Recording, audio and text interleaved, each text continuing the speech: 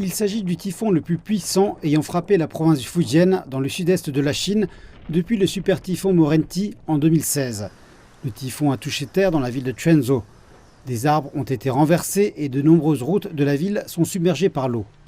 De nombreux éléments d'infrastructure comme le stade ont été endommagés. 6 routes principales ont été endommagées et plus de 500 000 foyers subissent des coupures d'électricité. Pour l'instant, on dénombre 39 blessés. Aucun décès n'a été rapporté. Vendredi matin, de 8h à midi, nous nous sommes vus confier 117 tâches d'urgence, dont 57 incendies et diverses opérations de sauvetage, telles que l'enlèvement d'arbres, la chute des débris et des incidents liés à l'engorgement des eaux. Nous prévoyons actuellement qu'avec le déplacement du typhon dans l'après-midi, des catastrophes secondaires sont plus susceptibles de se produire dans les zones montagneuses.